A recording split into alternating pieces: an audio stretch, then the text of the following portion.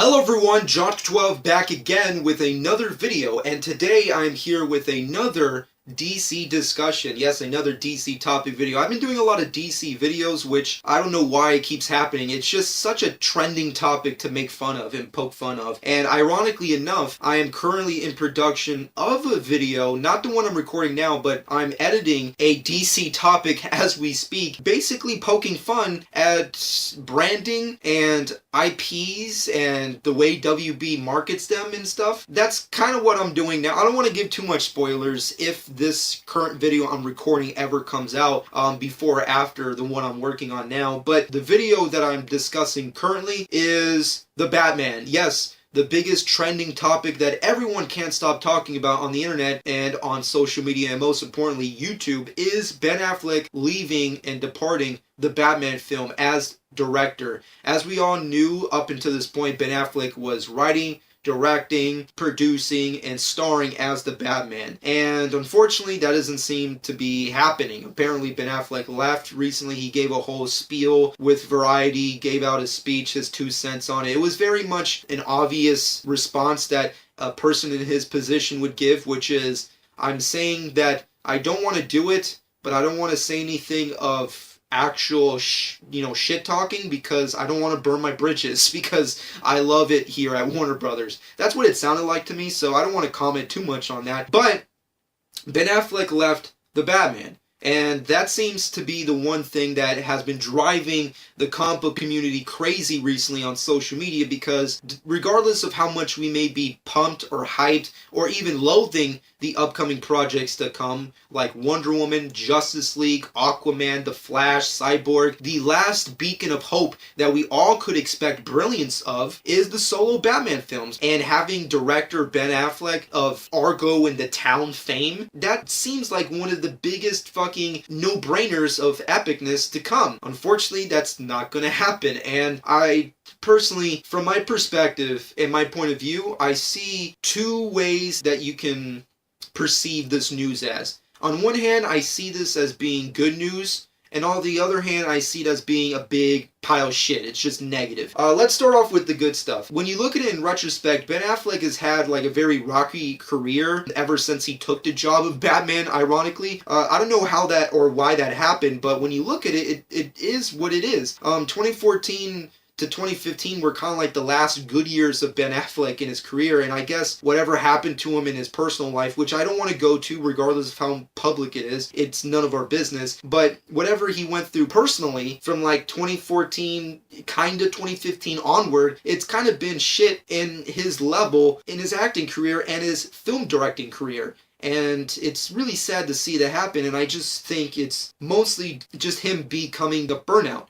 And it's something that we've seen happen to a lot of directors in this genre of comic book movies, like Bryan Singer with the X-Men films, or Zack Snyder with the current DC films. It's just seeing a person who has done really good stuff in the past, but it's not really putting out the kind of things we want now. And 2016 was not a great year when it comes to his career, because a lot of the movies he put out weren't critical darlings, and some of them were flops. And on his filmmaking career, he put out Live by Night, which was a critical and financial flop.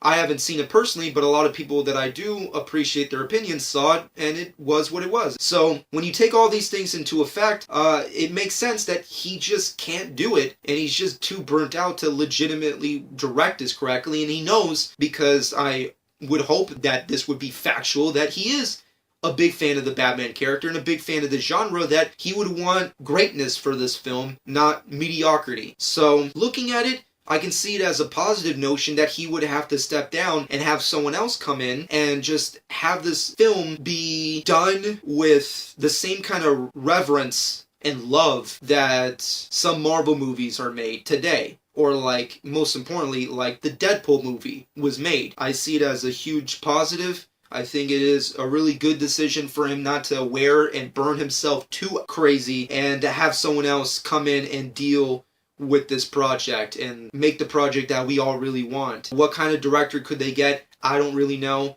There are lots of suggestions coming out there. There are a lot of top picks that WB personally probably are having contract deals right now as we speak. But on my end, looking at it just as that, as a positive, it is kind of a good thing because now you can have someone else come in and do the work that he may not be capable of doing. But then again, on the other hand, looking at it as a negative, it just feels like a big lose-lose situation for everyone that gets attached to this project. Because Ben Affleck, from what we've heard, he has large hands in this project and he wants it to be great. And if they get a director in who's not going to play game, it just feels like a disaster waiting to happen. It just feels like a lot of the other DC films we've seen so far, it's just going to be a very colorful, like Suicide Squad, it's just going to be a very colorful train wreck waiting to happen. And that's something we don't want to see, but it's something that could possibly end up happening. Because when you look at it in the negative realm, it is a very much lose-lose scenario. Because think of it this way, if Ben Affleck does and WB do decide on bringing in a new director, what director could they end up bringing who has their own vision for what this project could be that may not be the same vision that Ben Affleck has or Jeff Johns has, because they have big hands in this project. Because directors, especially the kind of directors that you would want for a Batman film, have their own visions, they have their own opinions, they have very strong opinions.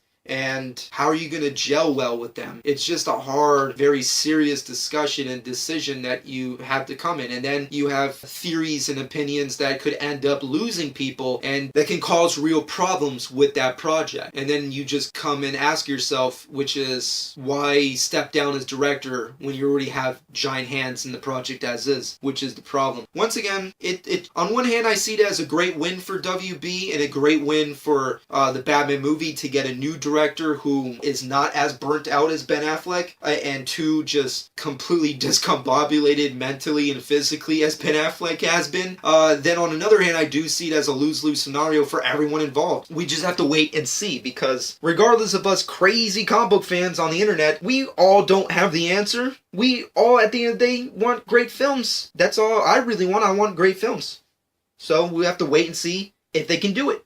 If they can't do it, then we'll fucking talk shit like we continue to do. But until then, that's just been my 2 cents on it. And all I can really hope for is that they just take it off the slate, take it off the books, not really off the books, but just take the dates off the books and just look at this project the same way Marvel did with Deadpool. Deadpool is special in a way that it was made with love and it took a lot of time, years. It didn't have a date in front of it to make before. It was just made with love by fans, for fans. And that's how I feel most comic book movies should be made, but a Batman most importantly should as well. Because look at it this way, comic book fans, as I stated, are really crazy, but we have an obsession and a passion for these characters. Recently, I got hit up on Twitter by a subscriber of mine called Nahum Dyer. He came up and hit me up on a little mini doc by Lost Less Creative. They made this really cool mini documentary on the Brompton Batman. They made a documentary on him, and it was a really good documentary. And I thought about it before recording this video and thinking of it in like how these characters really impact us. We become very passionate about these characters because of how they impact us positively. I like that mini documentary. We can never get hit by lightning and become the Flash. We can't ever like put a red cape and pretend we're Superman and be Superman.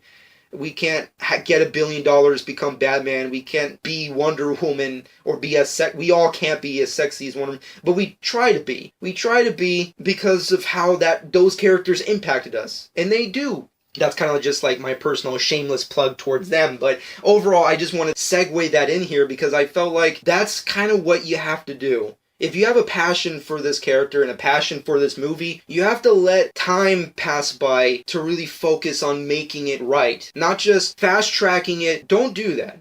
Just take your time with it. Work hard at it, at crafting a great movie and a project. Not trying to make sure you go into production by the end of this year so you can release it next year, because I know that's what the studio's going to want to do. Ben Affleck has left the project as a director. It's definitely up in the air if he's ever going to leave as the Batman, but that hasn't yet to be seen. That's going to be the end of my little discussion on this. I think I've riffed too long on this. I have to get back to making my other DC video, and then I'll get back into editing this one. But with that being said, subscribe to my channel. I've been Jonk12, and also go and subscribe to Lost Celeste Creative. They made a really cool mini Batman documentary on the Brompton Batman. And also check out and subscribe and support Nahum Dyer on Twitter and also on YouTube.